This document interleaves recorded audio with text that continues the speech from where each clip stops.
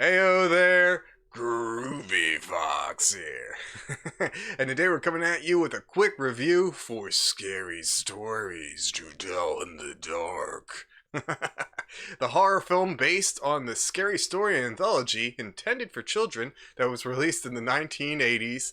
This is actually directed by Andre Overdahl, I believe it is pronounced, and it's executive produced by Guillermo del Toro. He also has a screenwriting credit on it as well. Now, I was really impressed by Andre Overdahl's last film, The Autopsy of Jane Doe. I actually watched it on streaming services and I really enjoyed it, considering that it's basically two men in one location with a corpse, and then creepy stuff starts to happen to it. The movie was all about atmosphere and tension, which he did really well in that film. Now, this movie is definitely different in tone and style, so it's not exactly the same. I kind of enjoyed The Autopsy of Jane Doe a little bit better because it was just a lot tighter, but all in all, I did enjoy this movie as well. I was not aware going into it that it was actually a period piece. I know at one point they talk about having seen Night of the Living Dead already, and that came out in the beginning of October of '68. So that would have to put this movie either Halloween of 1968 or 1969. I kind of don't remember what the date was that they put on it. And the aspect of it being a period piece in the film doesn't really do too much to the detriment of the film. It does work pretty well. Usually when a book is released in the 80s, like the Scary Stories to Tell in the Dark books were, the studio executives always end up wanting to kind of have the movie set in the 80s or whenever the book's released if they're going to do it in a period piece. So it was interesting to see that they kind of went all the way back to the 60s for whatever reason. I'm not really sure, but the atmosphere of the film definitely worked. I enjoyed the child actors because this film actually, the main characters of this film are all child actors in their teens. You have Stella, you have Augie, you have Chuck, and you have Ramón. There's also a couple of other characters here, but those are the main characters. Those are the ones that you really want to know. Now, Chuck, I really liked Chuck. Let me tell you something. You know you're either going to love a character or you're going to hate a character when your introductory scene to said character is of him fishing a turd out of the toilet so we can use it in a prank on Halloween. Oh man, I really liked Chuck's kind of neurotic sense of humor that he had in the film. And then there's Augie, who's best friends with Chuck, and they actually have an interesting dynamic. They have good banter back and forth because Chuck's a little bit more obnoxious and Augie is a little bit more uptight. His mom kind of babies him and mothers over him and stuff like that and treats him like a young child. So that was kind of interesting, even though Augie's obviously more mature than Chuck, so they kind of have that interesting dynamic of them going back and forth with each other. And then we also have Stella, our resident horror film fan and horror story writer. She's actually the main character of the film. Then we have Ramón. Without getting into spoiler territory, Ramón is a newcomer into town, and he becomes quick friends with the group when he kind of rescues them from a local bully in a sort of ways and gets involved with the ongoings of the story. Now, what I really liked about this film, as I said, I really enjoyed for once the actual dynamics between the younger actors. I thought they actually did a really good job. They came off as really believable. Now, because this film seems like it's kind of aimed towards a younger demographic, at some points it does have a little bit of a personality crisis. There are some scenes where there are things that would be scary to maybe someone from the ages of 8 to 12, I can definitely see.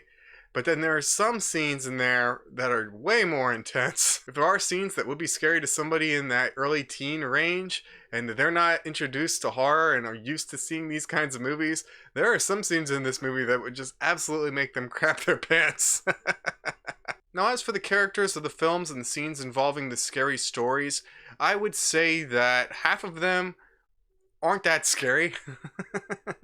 And then the other half are actually pretty scary. We actually have Harold, we have the Big Toe, we have the Red Spot, and then we have the Jangly Man, which is a mixture of a couple of different stories, but those are pretty much the stories that we're looking at that are being kind of adapted into the film. Now, two of those, the Red Spot and also the Pale Lady, I really didn't find that scary at all. If you have a phobia of spiders, I could see someone being scared of the Red Spot, so that could kind of be scary for some people, but it kind of fell flat for me. It seemed like something they just kind of threw in there so they could have another scene that kind of referenced stuff from the book.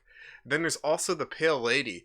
Now, I've been seeing a lot of people talking about how they accurately kind of took the illustrations from the books and turned them into the characters in the film, and that's definitely admirable. But for the Pale Lady, her appearance in this film, while definitely accurate to the art that inspired her, I thought was really, really underwhelming. I mean, maybe if this was an R-rated horror film or maybe a hard PG-13 horror film, they could have done a little bit more with some of this stuff. But this, for the most part, in my opinion, was like a soft PG-13 kind of horror film. Closest we get to any kind of gore involves Harold the Scarecrow and his story. Now that story involves the bully Tommy, and he's actually always giving the group a hard time, I guess, because you don't really get too much of their backstory. But they actually try to play this prank on Tommy by throwing this dog poo into his car, which I found was hilarious.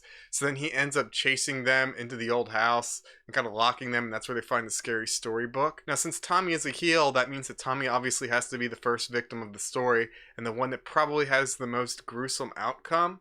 And I actually thought that his scene involving Harold the Scarecrow, while not directly slasher material, it was pretty scary, and it definitely kind of had a slasher vibe to it.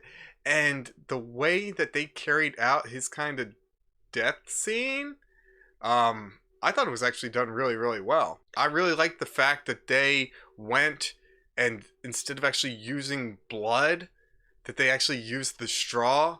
Like, first he got attacked by Harold, and I was like, wait, what the heck? I was like, didn't he just get stabbed?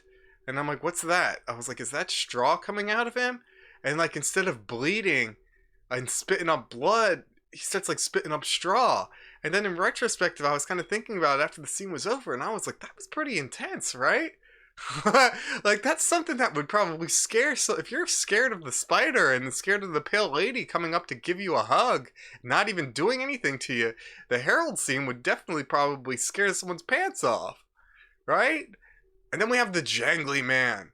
Now, Jangly Man is the last character that we get to see, the last story from the book that we get to see. And, wow, man. I know some of this had to have been CGI, some of it was probably motion captured. I'm not sure exactly how they did it. I know I've seen pictures of the guy doing the work in the suit, so at some point there was a practical effect there. But this thing was terrifying, man. It was the most intense thing that was in this film. It definitely was the only thing in this film that really kind of put these kids in serious mortal danger. Like, this thing seems like the kind of thing that probably would have ripped these kids apart. It looked like something from Resident Evil. It was scarier than the liquor in the Resident Evil films. Like, that's how intense it was. And I was like, holy shit. I was like, did this movie just switch gears on us or something like that? Because, dude, that thing was freaking nuts. I loved that thing. You want to talk about these Blumhouse spin-off movies grasping at straws to find something to make a spin-off about. I'll just take a whole movie where the Jangly Man keeps coming after people, man, because that thing was nuts. I love the design of it, the way that it interacted with things. It was pretty intense. It was almost Terminator-esque in its relentlessness. It was that good, and I loved it. Some people are saying that it was bad CGI on it, but I don't know, man. I'm not exactly sure how they mixed the practical and the CGI elements in it, but I just thought it was fantastic. It was incredibly intense, and I mean, that was the only thing in the film that kind of really stood out to me as being really kind of scary in any way aside from Harold. The rest of the film, it's relatively basic. As I said, the cinematography in it is fantastic. The film looks good. The score for the film, it didn't really leave an impact on me. I did see it like a week or two ago, so the score isn't something that really stuck out with me versus some of the other films that I've seen recently where I still think about how I enjoyed the music. Now, overall, I enjoyed this film. It didn't knock my socks off. I really enjoyed Brightburn more, for an example. If I had to give it a score on a scale of 1 to 10, I think I would give it a solid 7. It could have been scarier. It could have had a stronger focus in either one direction and then probably been a little bit better. But as it stands, I feel like if you are a young horror fan or you have a young friend or a family member or a child that you're trying to get into horror films, I think for the most part, this is a good way to step your foot into the waters. There are some parts in it that I found to be pretty tense. As I said, I think about half of them were geared towards younger kids, and then the other half of them were definitely geared to people that were a little bit older. So it kind of creates an interesting mix. I do kind of like how they set the story up for sequels, I would imagine, because obviously you can't show these kids die. So these kids kind of have to disappear. Now at the end of the film, Stella actually has the book written by Sarah Bellas. She still has it.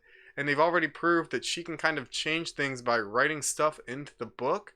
So how far is she going to go with that in the future? And I would definitely see another film like this. I would like to see a stronger focus on horror, just because I really enjoy horror movies. But I did enjoy the aspect of these young kids being a period piece, running around on Halloween. I mean, there was about 30 minutes until they actually got to the house where they found the book, which starts all the scary stories from coming to life. So at that point, I was kind of like, interesting, because they actually had to rely heavily on the young actors, and it did work for the most part. But I could see why that could kind of rub some people the wrong way. I mean, I would say that there was definitely a solid half hour, if not maybe 45 minutes, where you're not really seeing too much, not in much in the way of horror. So I was actually kind of surprised by that. Other than that, though, it was an enjoyable film. As I said, maybe like a 7.5 out of 10. Alright, so that brings us to the end of the video. If you guys really enjoyed this, make sure to hit that like button. But if you really, really enjoyed it, maybe make sure to hit that subscribe button as well so you don't miss out on any groovy content. As always, I'm going to leave a link to my Twitch channel in the video description, so you can follow me over there and join me with some live groovy content. Usually playing horror-related games and RPGs, talking about comic books, horror movies, all that fun stuff. If you guys like the content here, make sure to follow me over there, and then you can actually interact with me live. Other than that, you guys enjoy the rest of your night. Make sure you stay safe, stay classy, but most of all, stay groovy. And while you're at it, don't read from any evil fucking books. How many times do we have to tell these kids you don't read from the book?